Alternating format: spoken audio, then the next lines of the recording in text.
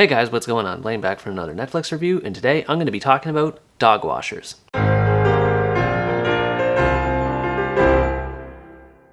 In a nutshell, the movie is more or less focused on this retired drug lord named Oscar, who finds out that one of his associates, Picoso, is killed by a rival due to failing to pay back a debt that he owed. So in theory, Oscar has to get as much money as he can and then pay it back to that rival before he ends up meeting the same fate as Picoso. I say in theory because the majority of the movie does anything but focus on Oscar's efforts to try and pay off that debt. The movie seems more interested in just focusing on characters that are sitting around and doing nothing. There's not really anyone doing anything important in this movie at all. The movie does a very haphazard job at introducing all the characters that we're going to see in this movie. Rather than taking the time to introduce these characters to us one by one, it immediately assaults us after the opening scene with these opening credits, and it just names these characters off one after the other, and it expects us to remember their names. The movie doesn't even show the lead character Oscar right off the bat. Instead, it shows this random side guy named Bobolitro. He's just like watering something with a hose. I think it was the dogs or something like that, hence the term Dogwashers. And then after that, it just keeps naming one character after the next, and none of them are important at all. They have no bearing out of the main story that's supposed to be happening concerning the debt that Oscar is responsible for paying back. And really, even with the lead character, as far as personality is concerned, there's nothing at all that's worthwhile saying about them. Nothing positive anyway. Oscar is extremely unlikable as a protagonist. I'm not sure if he was supposed to be written that way, but all he does is just sit around and acts lazy and gets high and has sex with women behind his wife's back. That's really all there is to him. He just sits around and gets lazy, and whenever something important comes along, he just calls somebody else and gets them to do it for him. And on top of that, he keeps calling people stupid all the time, like that's supposed to be an endearing characteristic. He calls his wife stupid, he calls his associates stupid. I just couldn't get behind him as a character at all. I found him to be extremely repulsive. And none of the other characters do all that much anyway. There's just nothing for them to do in this movie other than to try to do whatever random task that Oscar's assigning them, which ultimately doesn't end up contributing to the main point that he has to pay back a debt. It feels like the movie isn't really interested in the main story that it's trying to tell, and it just gets all these random mishmash of characters to do whatever random thing they feel like doing, and it just bored me to tears. For every exciting thing that does happen in this movie, there's like 5 or 6 other things that just absolutely puts you to sleep and just makes you wish this movie was over. Seriously, there was nothing any of the other characters could do to save this movie. Bobolitro was just a complete weirdo. He's a complete Bible thumper in the worst way possible who has a really strange fetish when it comes to dogs. Claudia, Oscar's wife, was just there, didn't have anything interesting to say or do other than cry about not being in her glory days anymore. She just added nothing to the story whatsoever. The gardener was one of the few characters in this movie, if any at all, that I actually really liked because it felt like he had a personality to begin with, and on top of that, he had a goal from the outset that he was set to pursue. Oscar's holding onto a secret stash of money that he hides in the Virgin of Mary statue outside of his house, and the gardener accidentally backs up into that statue with his truck, and through trying to fix up the damage that he caused, that's how he finds out the money is hiding in that statue. So there is a great thriller aspect to be found there, in that he's a regular ordinary civilian that has nothing to do with crime, and then all of a sudden he finds the secret stash of money, and nobody else knows that he knows it's there other than 1 or 2 people that he tells in close confidence. And honestly, he has a very noble goal when it comes to trying to figure out what he wants to use with that money. All he wants to do is just buy a motorcycle and get out of his crappy town that he lives so he can get as far away from all the cartels as possible. And there's this whole side angle going on where the gardener's grandfather was responsible for raising him ever since the boy's mother died giving birth to him. And it explores the strained relationship that goes on between those two as a result. It was just great to see that all play out on camera, and I really wish that the movie focused on that aspect of things, focused on the gardener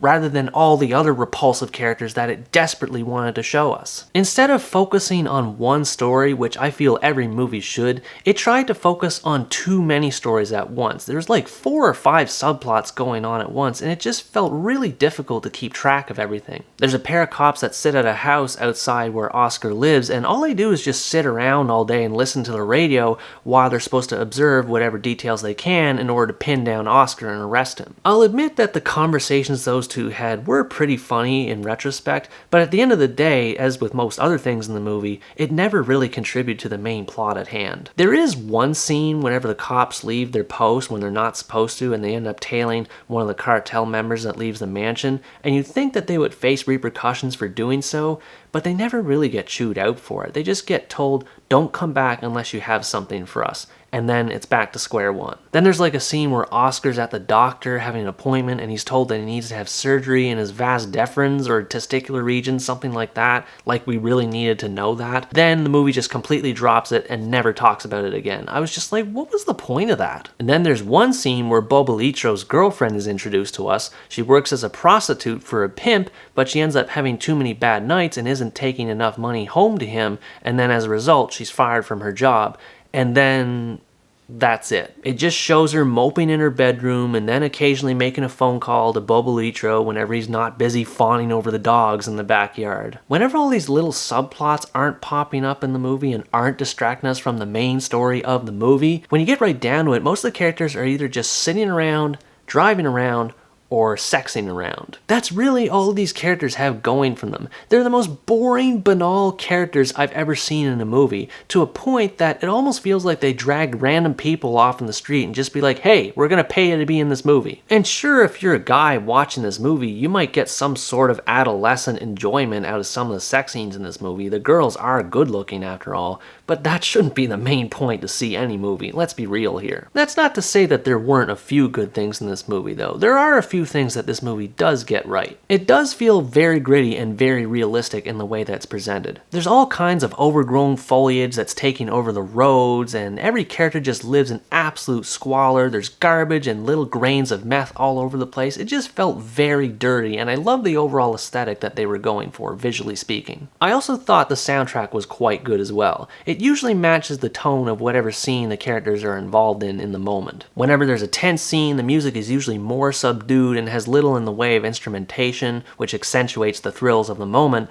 and whenever there's a transition between scenes, that's when it usually fills in the gap by playing some sort of Spanish hip-hop track. I don't know, I just felt that the music in this movie fit with the overall vibe of a Colombian crime story. And like I said about the gardener, he was an awesome character from beginning to end. Unlike all the other trash that polluted this movie, the gardener was very likable. I keep saying the gardener because I don't remember the character's name, so I apologize in advance if anyone was looking forward to that. The gardener just feels like he's the only character in this movie that has a concrete goal and a plan to see it through, while everyone else is just getting completely lost in all the drama that they're creating for themselves. Whenever they are interested in creating drama to begin with anyway. I mean, like I said, most of the characters just sit on their butts and don't do anything important at all. Unless you don't mind weird aesthetics and you can tolerate the presence of an unlikable protagonist, assuming that Oscar was a protagonist to begin with, I don't recommend watching this movie at all. I'm not fully aware of the whole drug cartel racket that's been going on in Colombia for the past few decades,